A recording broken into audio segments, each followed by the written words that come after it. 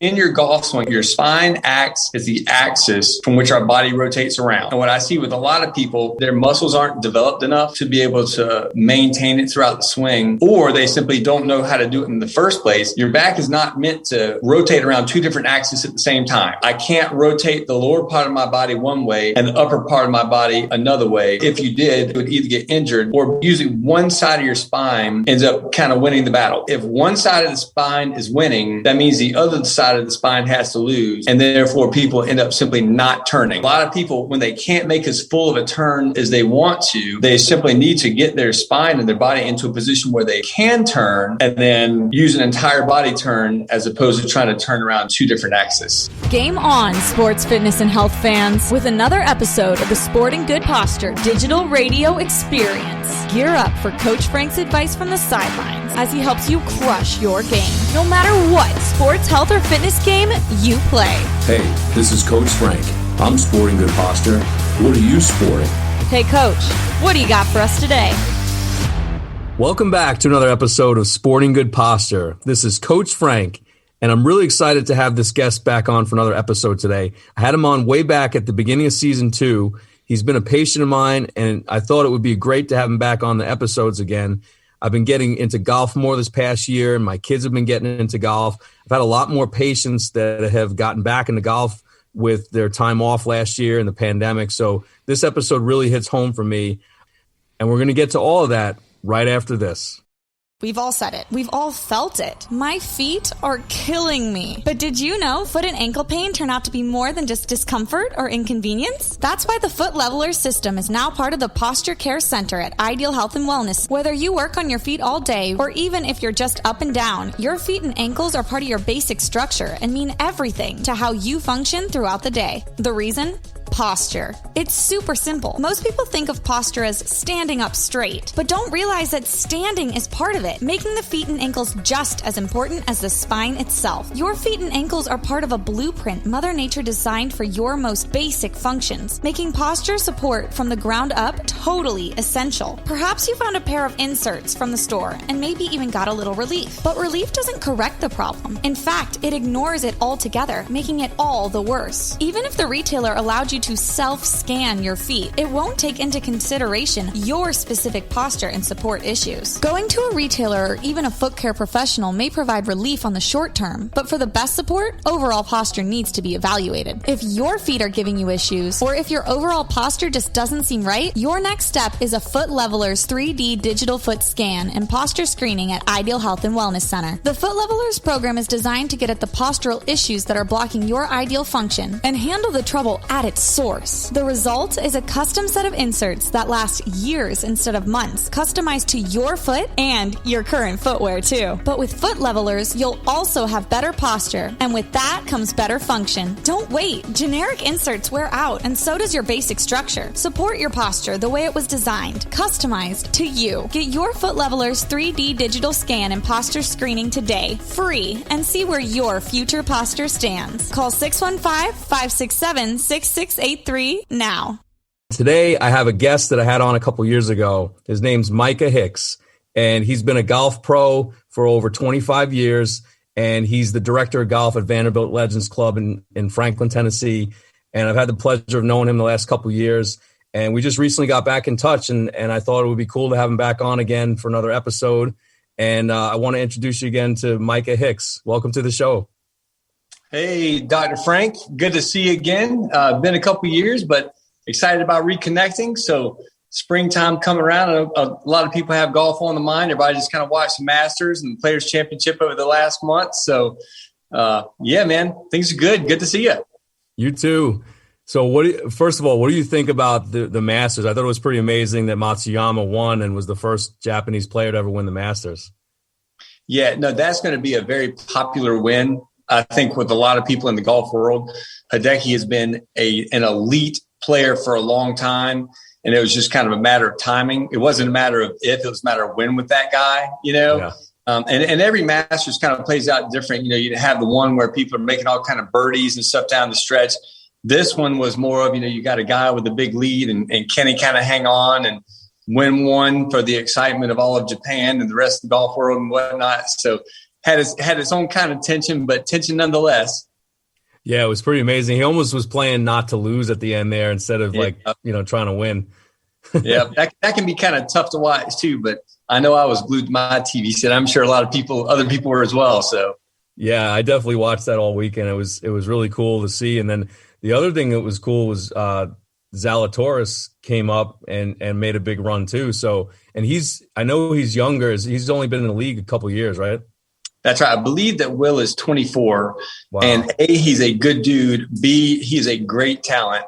To see him just mentally, because a lot of this stuff with golf, a lot of it's mental, a lot of it's physical, but a lot of it is mental. And with these guys, like to be able to win at that level, you have to see yourself winning at that level. You know what I mean? Like you have to go into the tournament almost imagining yourself holding the trophy at the end. And it's a lot easier to say that than it is to do that. So this kid comes out, and I think last year maybe had like a top 10 finish at the U.S. Open and to turn around. And and he doesn't have he does now, but going into that, he didn't have any status on any tour, and lead the Masters and to hang in there and golly, second place finish is just incredible. Just a great story.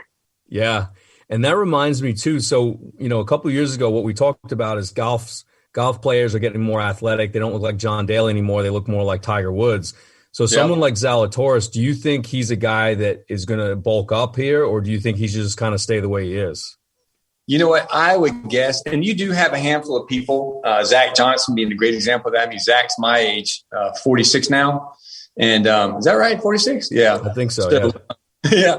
And he was able to stay really thin. I think a lot of it's just naturally gaining a little bit of bulk. If I were Will Zalatoris, I would probably want to be, which he looked like he was very wiry, strong, but obviously not a whole lot of bulk there. Certainly you'd probably rather have a little too little bulk as opposed to a little too much bulk, doing that much walking and that much swinging and whatnot. But, if I were Will, I would probably, hope to put on maybe 8 to 10 pounds over the next year or two, mainly muscle and whatnot. But, but that being said, Justin Thomas is still out there, winning and exceeding on an elite level. And I mean, golly, he looks like he weighs 150 pounds, maybe. Yeah.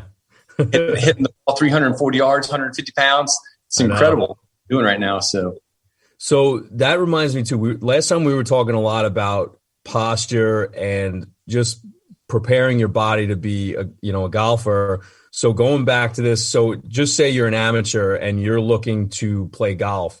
Is there certain muscle groups that you really look to build up to be able to play golf? Absolutely. So, the main area, so you have your areas of where you want strength and you have the areas that you need to stretch more. So if I'm looking for strength in golfers, I'm looking in the shoulders. I'm looking in the core muscles a lot. Lower back and thighs are kind of the muscles that I want to make sure have a little bit more strength and definition. When you're talking about stretching these areas, it's kind of that same, you kind of follow that same thing, probably the shoulders first, core muscles, hamstrings, quadriceps. These are kind of the main muscles, hip and lower back. There's probably like 7 main areas that we really want to try to stretch both before and after the round. But especially making sure that we're strong, up in the shoulder area where they're taking more of the hit and the blow of the shot, the abs and the thighs and lower back are the areas we want to be stronger. So one of the things that I know that I've had problems with, and I've seen some people with that are still learning how to play golf, is when they try to get that full swing where you get the golf club basically parallel to the ground. A lot of people can't get it that far to get their trunk all the way. Is there anything that you recommend that will help stretch that out and strengthen that area so you can get that full swing to get that better whip action? So I tell you, what's interesting about that is I see that probably more than that might be one of the most common flaws that I see in instruction. And Doc, what happens is whenever you're moving and turning, right? Yeah. So in your golf swing, I might have mentioned this the last time we got together, but your spine acts as the axis from which our body rotates around. Okay. And what I see with a lot of people is that they either have, their muscles aren't developed enough to be able to maintain it throughout the swing, or they simply don't know how to do it in the first place. But what I see is a lot of people that have an overly upright lower part of the spine, which causes them to tilt or curve the upper part of the spine, which number one looks bad. Like it doesn't look like you want to sit like that. It doesn't look very athletic, but more importantly, your back, your back is not meant to rotate around two different axes at the same time. I can't rotate the lower part of my body one way and the upper part of my body another way. If you did, A, you would either get injured, or B, using one side of your spine, using the stronger one, ends up kind of winning the battle. So if one side of the spine is winning, that means the other side of the spine has to lose. And therefore people end up simply not turning, right? Okay. So a lot of people, when they can't make as full of a turn as they want to, they simply need to get their spine and their body into a position where they can turn and then use an entire body turn as opposed to trying to turn around two different axes. I see that a lot. And even, as there's always a side, a stronger side that maybe has more muscle or is more flexible, usually the dominant side. And then it definitely throws a monkey wrench into what you're trying to do when you have a balanced swing and everything. And I remember we talked about that last time, as far as having the people that come in, really you look at their posture. I remember you said there was a breakdown of the swing. I don't know if you want to go over that again. There was some things that you looked at as part of the swing where you're able to see what the mechanical things that are wrong and where they need to work on that. And I know posture was one of the first things that you really looked at. Do you mind breaking that down again? Sure. I remember you had like 4 or 5 different parts of the swing. That's right. So whenever you're looking at golf swings, whenever I'm looking at golf swings, golf happens in a certain order. Okay. And the order that we learn and should teach golf is pre-swing, which pre-swing is going to be your grip, your posture, your alignment, your weight transfer or your weight, your balance in between your 2 feet. All that stuff goes in. Basically anything that your body's doing before the club starts moving back goes into pre-swing. And then we have posture, which is going to be the way that we are setting our body up to the ball initially. And probably one of the most common flaws that we get here is that people that don't have strong enough hip flexors, like I mentioned, end up putting the lower part of their spine too vertical, and it causes them to curve the upper part of the spine, which affects the very next thing, which is your plane and your path, meaning the angles that the club is swinging around your body. And then lastly, your hands. And the reason why we look at things in that order is because it's a chain reaction of events. The way that you were set up to the ball initially is going to be the largest predictor of the way that your body can turn during the swing or move. And the way that your body is moving or not moving during the swing is going to be the largest indicator of the angles that the club is swinging on. And then the angles that the club is swinging on is going to determine what you have to do with your hands to hit the ball at your target, right? Yes. So what happens a lot of times when people mess up is they'll take something that like, hey, they're out golfing with their buddies, right? And they got the one guy in the group that's better than everybody else. And then so you hit a bad shot. Like, man, you know what you're doing wrong? You're coming over the top. You're lifting your head up, whatever, right? So when I'm doing my instruction and I go back and very often I'll ask somebody, I'll say, hey, what's going on with your swing? And they'll say something that either they have seen themselves because they videoed themselves or because their good playing buddy told them or whatever. And, when you're looking at the video, you can see that those things are happening in the swing. But then if you take it a couple steps back, and a lot of times it goes back to the very initial setup and their posture at the beginning. And then you can say, hey, look, this is what your spine is doing right now when you're set up. If you set up like this, you can't make this next move. So therefore you can't swing the way that you want to.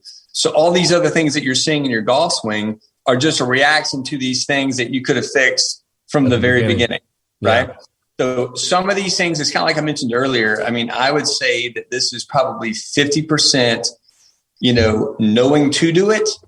And then 50% being strong enough and flexible enough to do it. Honestly, it's about half and half.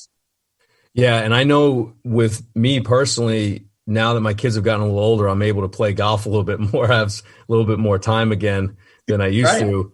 And we talked about some of the video technology, and really now just iPhones are really great at just doing, you can take a slow motion video on your iPhone and really catch a lot of mistakes that you're making.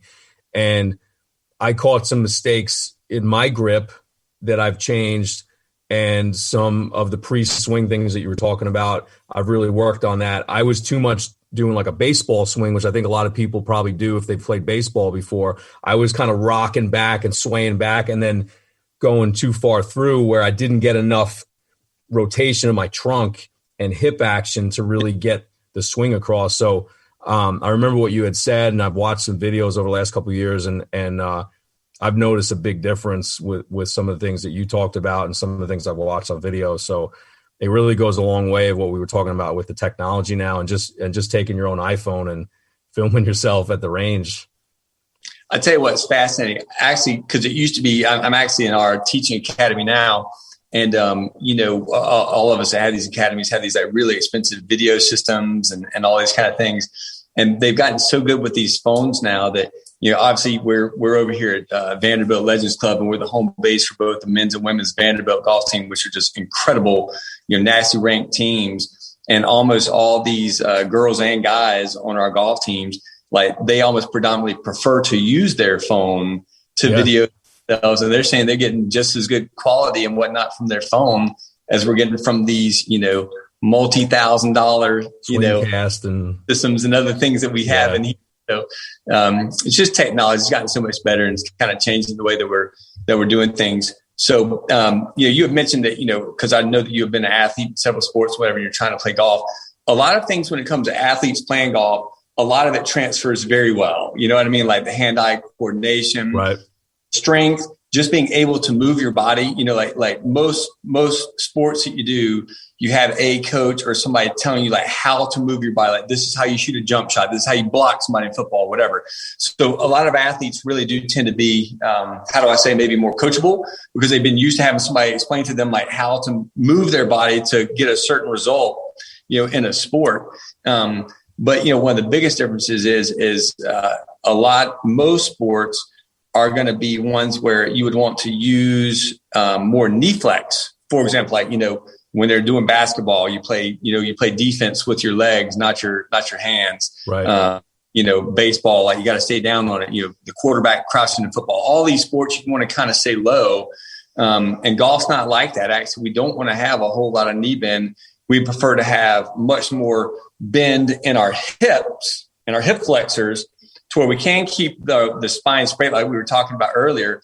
And for a lot of golfers, bending their knee too much is actually a swing killer, whereas in other sports is what you've been training to do, right? So yeah, exactly.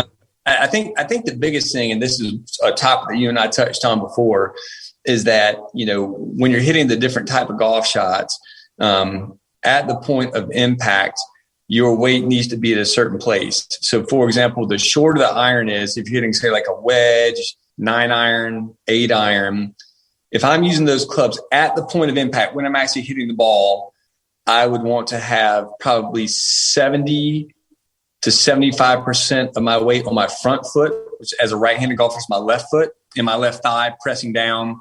As the clubs slowly get longer, the weight at impact starts to rotate a little bit further back, to where by the time you're hitting your driver on a tee, you actually want probably at least 60 or 65% of your weight on your back foot when you're hitting your driver, to where you can hit up on it.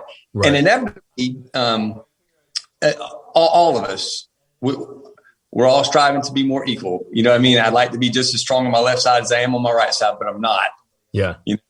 And I don't think hardly anybody is. So because of that, almost everybody prefers to hitting from either the left side or the right side, right-handed golfer, front side or back side, I guess.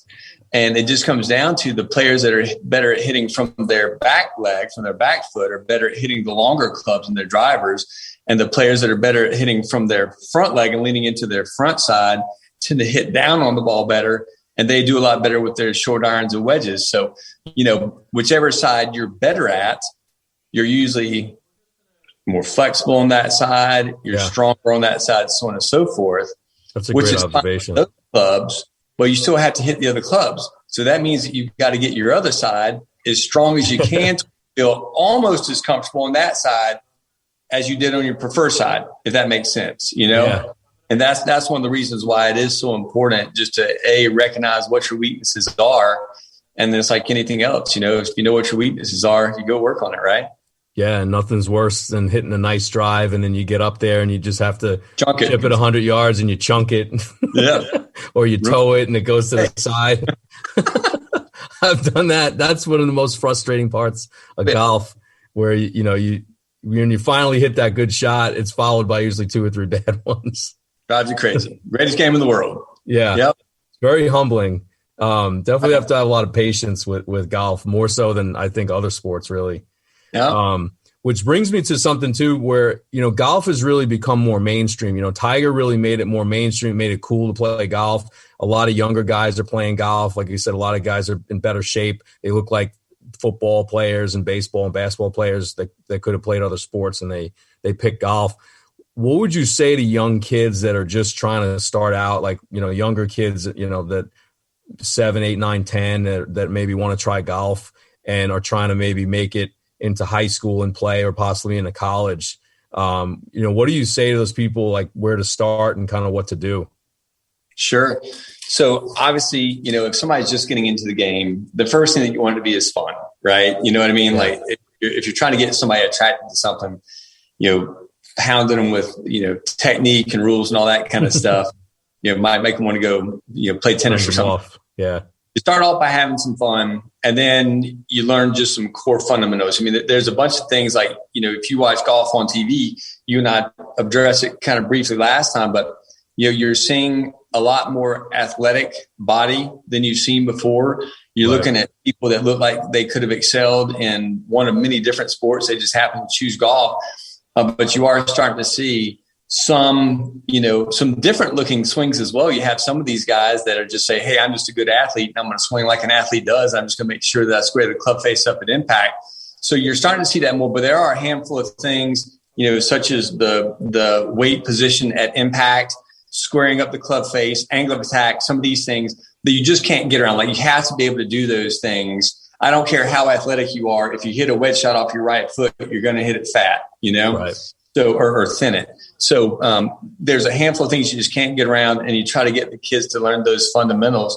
And then I encourage them to watch the golf on TV, and I have made a comment before about, do you see how he looks? You know what I mean? He looks like an athlete. He looks strong.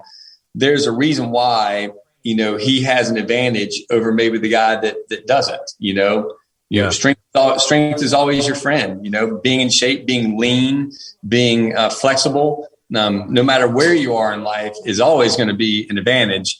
But in particular with golf, it's even more an advantage than maybe even some of the other sports, in my opinion, just because how much rotation we have. Yeah, definitely. So like a kid just starting out, would you just take them down in the range to have some fun, just hit some balls and just see how it goes? I would, and I probably would if you can't. Not everybody has access to this, and I can tell you this too. I mean, a lot of people have started watching more like just videos on YouTube as far as like, I try to do golf. Like, how do I do it? And I think that's if it gets them playing, then I'm all for it, right? Absolutely. So it does help. If within the first like 3 or 4 times that you've got somebody out, once you can see that they've got an interest, once you can see they're kind of starting to get hooked.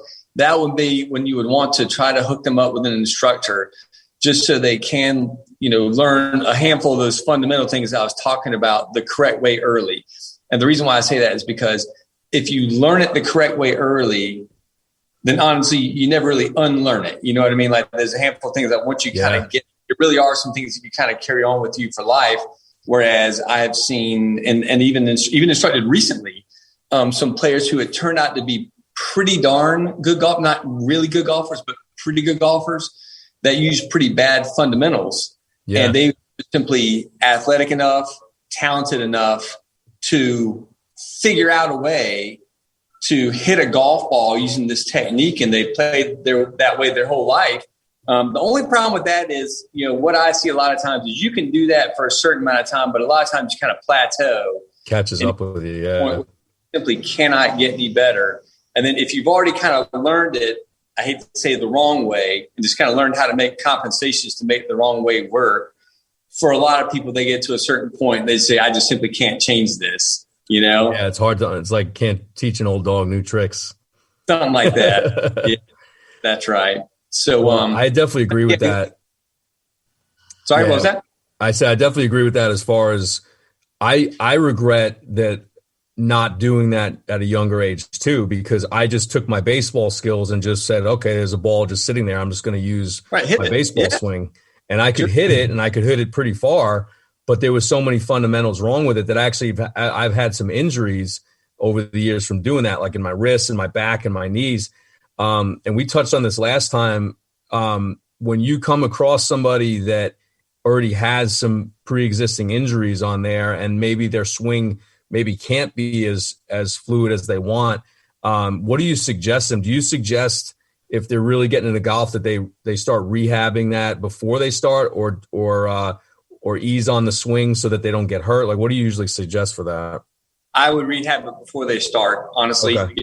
I think, one thing that, and I can't remember if I mentioned this last time or not, but what you see with a lot of golfers is that they will try to play through or play around an injury. There might be, I can't remember which PGA player, maybe like Jason Day was talking about how he was having some issues, and, it's his livelihood. I mean, he has to play to make money.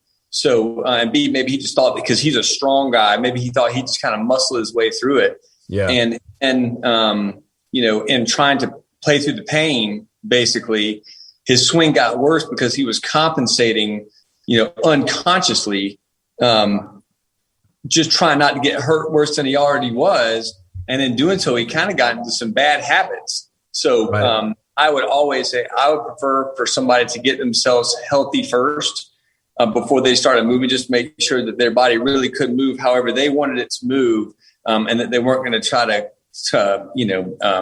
make a bad move just to make sure that it's not hurting as bad, and that's how we get into some bad moves, just some bad compensations, Yeah. And that reminds me, I remember a couple years ago, we had talked about you had a little injury when you were out running, and you started noticing it was affecting your swing. And then even recently you've had some stuff going on that was affecting your swing. So, how has it been coming along for you as well? Like getting through some of the injuries that you've dealt with?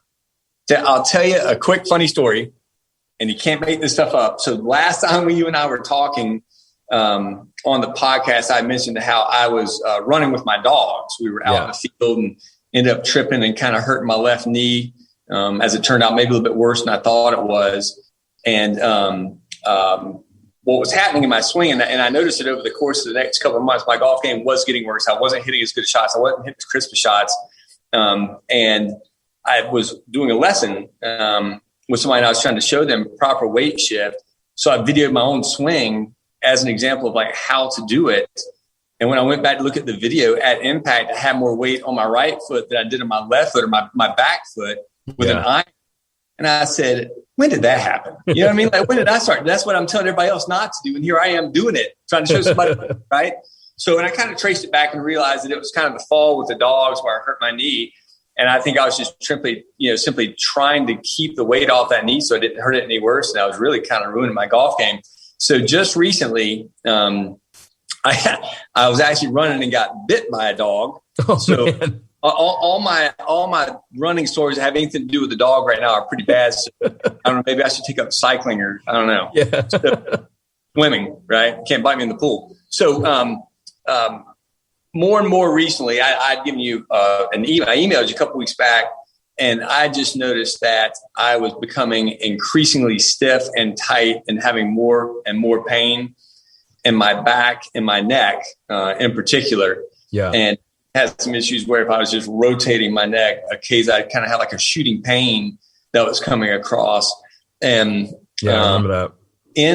In a golf swing, you have two things that rotate. You have body rotation, and then you have hand and arm rotation. So body rotation makes the ball curve for a right-handed golfer. Okay. For a right-handed golfer, body rotation makes the ball curve to the right or slice. Right. Okay. Hand and arm rotation causes the ball to go to the left and draw or hook. So the combination of those two things, hopefully you have the right amount of body turn to go with the amount of hand and arm turn that you do. And if you can, then you can have straight shots. If your body turns more than your hands do, then you end up being a slicer. Okay. If your hands turn more than your body does, you end up hitting hook shots. So I had noticed that when I was playing, again, if you're not much of a golfer out there, for a right-handed golfer, that's a shot that starts straight and then curves off to the left fairly violently in the case of some of my hooks when I get it going. But what I noticed was happening was I had never played that much of a pronounced draw in the last decade. And all of a sudden, a lot of my shots were curving pretty heavily to the left.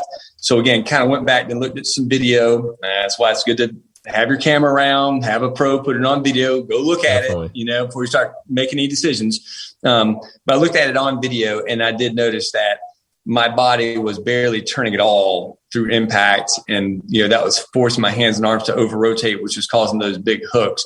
And I, for one, am not a fan of a big hook. So I said, man, I got to get my body right so I can get turning again and see if I can get some of that hand and arm rotation out of there. Yeah. So I know we worked on it a little bit. How is it doing now? Do you feel some improvement? Quite a bit better. Excellent. Which I had mentioned to you when I saw you. I don't think I had been to, other than talking with you and whatnot, I hadn't been to a chiropractor to get an adjustment, maybe 20 years or so. Oh, wow. So, the stuff that you showed me with my spine and the amount that you were able to do on that adjustment was really pretty impressive, honestly. And I felt, I mentioned, I was, hey, that was a lot of movement you had to do on my spine. So, felt maybe a little bit sore the next day, but, over the course of the next 4 or 5 days, that's the best my back's felt. And so long I can't remember. So it really did help. Mm-hmm. Good. And I remember we also, last time we spoke a couple of years ago, I mentioned we even do inserts for golf shoes, and just in general, people stabilizing their feet creates a better balanced body, and it'll create better strength, better balance, less chance of injury. So that's something else that we have. And we've started using that more with golfers, but just athletes in general, and seeing a big difference. I personally wear orthotics all the time, so I know that it works, and it's really cut down on my knee and back injuries over the last 5 years or so. Now these the orthotics you're talking about, can you wear these in both athletic shoes and casual dress shoes as well, or do you need a different one for the different things that you're doing? Yeah, that's a great question. A lot of them, if you can take the bottom out of whatever shoe that you have, and most dress shoes, unless they're really, really nice ones, usually they can pull out the bottom of the shoe, and you just slide in the orthotic that you have, because it's a thinner orthotic now. The nice part about these orthotics, they're very thin and flexible now, where the old school ones were very thick with hard plastic and couldn't move much. They are interchangeable with a lot of golf shoes and tennis shoes and dress shoes. And then also, if you can't take out the bottoms, there are smaller ones that can lay on top of there, which is really cool. So they've been much more functional than they used to be. And I find that they also last typically 3 or 4 years before you even have to replace them, which is great nice too. Yeah, that's great. Yeah. I recommend that to a lot of my patients. Anybody that comes in, we always do a foot scan. We check the posture. We do some muscle testing on that to see if there's any strength difference. I know same thing with you, that happens with most people. Most people, they're unbalanced, and when they stand on those, they're a lot more balanced. And then when we take the x-rays, the cool thing about my new office is we have digital x-rays, so it pops up on the screen right away, and you can instantly see if there's an issue or not. And that's a cool learning tool that we have too. And just, it's good for a lot of the kids I have that come in, they're athletes, and even some of the adults that come in, they're playing golf, like Alan that came in the other day. He was raving about you. He said he loved his first lesson. So yeah. But I really appreciate you being on today. This is some really good stuff. I'm glad we got to expand on our episode from a couple years ago, and I've gotten more into golf again. So I really appreciate what you're saying here. And I've learned a lot just on that. Like some of the things you said where, if your hands are more active than your body, you're going to hook it. If your body's more active than your hands, you're going to slice it. I'm typically a slicer. So that's a good thing for me to remember on that, to really learn about that. And then what you said about driving, is more from the backside and irons are more from the front side. I can tell now a little bit better some of the bad shots that I've hit and some of the good shots I've hit when I know kind of what I did right and wrong. And I think it's good to know that. So as far as I know, you give lessons and you're right there in Franklin. What's a good way for people to get in touch with you if they want to reach out for a lesson or, try to improve some things on their swing? Absolutely. So I am here at the Vanderbilt Legends Club, 1500 Legends Lane in Franklin. My email address is mhicks, MHICKS, at vanderbiltlegendsclub.com. And then our phone number here is 615-591-1450. Yeah, we had just a huge uptick in golf last year with the pandemic. Golf's up. It was one of the few things we could do, right? Yeah, so that's very true. Golf and do nothing. So we have more people beginning, the game than ever, whatever. Reach out to me. I can kind of point you in the right direction. Let's get off to a good start with some good fundamentals and make this a really great game for you for your lifetime. Right. Absolutely. That's really some great advice. And I hope everybody out there that's listening to this, you reach out to Micah. He's very personable. He knows what he's talking about. He's done this a long time. And just what I've heard from the last couple podcasts we've done, it's, that's great info there. But really, if you want to get some fine tuning on your swing, go see Micah and he can really help you out. And I look forward to seeing you here in the future and working with you again. And I really appreciate you being on the podcast again. And we'll have another episode in the future and talk about some new things that come up over the next year or two. Sounds great. Thanks for having me on, Doc. All right. Thanks, Mike. I look forward to seeing you soon. And don't forget to download this new guide, How to Sport Good Posture and Tap into Your Natural Athletic Potential. It's a way to customize some checks that you can do at home, and it's really a blueprint for your body to help excel in athletics. Just go to sportinggoodposture.com/sports. Don't forget to follow me at Sporting Good Posture on Instagram. You can always DM me there or on Facebook at Ideal Health and Wellness Center. Tell me what's going on, and I'll tell you what I think. Remember, the coach's door is always open. This is Coach Frank. I'm Sporting Good Posture. How about you? The Sporting Good Posture Podcast is a broadcast wellness production powered by Ideal Health Wellness Center. All content copyright 2021. All rights reserved. Executive producer Frank Sardella. Coach Frank appears courtesy of Ideal Health Wellness Center in Franklin. For more information, visit sportinggoodposture.com and follow Coach on Instagram at sportinggoodposture. I am Darth Vader. From the planet Vulcan. I can't even do the thing.